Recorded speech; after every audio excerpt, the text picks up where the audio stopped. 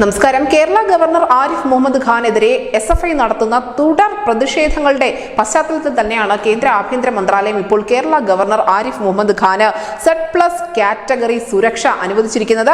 എന്തായാലും ഇത്തരത്തിലുള്ള ഒരു സുരക്ഷ അത് കേരളത്തിൽ ഇതുവരെ ഉണ്ടായിരുന്നത് നമ്മുടെ മുഖ്യമന്ത്രിക്ക് മാത്രമായിരുന്നു.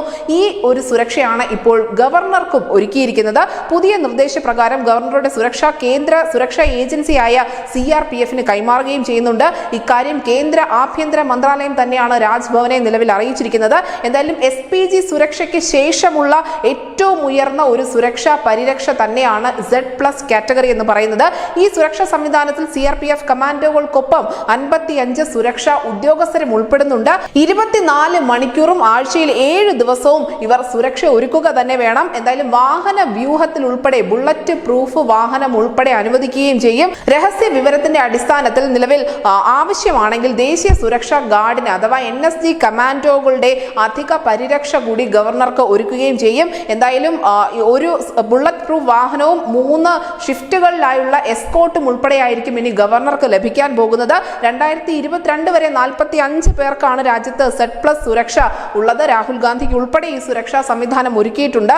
എന്തായാലും ഗവർണർമാരിൽ രണ്ടാമത്തെ ആൾക്കാണ് ഇത്തരത്തിൽ ഒരു Z+ കാറ്റഗറി സുരക്ഷ ലഭിക്കുന്നത്. അതിൽ ഒന്നാമത്തെ ആൾ കേരളത്തിൽ നിന്നുള്ള CV ആനന്ദബോസ് തന്നെയാണ്. നിലവിലെ ബംഗാളിന്റെ ഗവർണറാണ്. ഈ ഒരു Z+ കാറ്റഗറി സുരക്ഷ ലംഘിക്കാൻ ശ്രമിച്ചാൽ അത് ആര് തന്നെ ആയാലും അത്തരത്തിലൊരു പ്രതിഷേധത്തിന് മുതിർന്നാൽ അവർക്കെതിരെ IPC 124 ആയിരിക്കും ചുമത്തുക. ഈ വകുപ്പ് ജാമ്യമില്ലാത്ത വകുപ്പാണ്. അതിനോടൊപ്പം 3 വർഷം മുതൽ ജീവപര്യന്തം വരെ തടവ് ലഭിക്കാൻ സാധ്യതയുണ്ട്. ഈ ഒരു IPC 124 ചുമത്തപ്പെട്ട ആൾക്ക് ഗവൺമെന്റ് ജോലിയിൽ പോലും സർക്കാർ ജോലിയിൽ പോലും തുടരാൻ സാധിക്കുകയുമില്ല.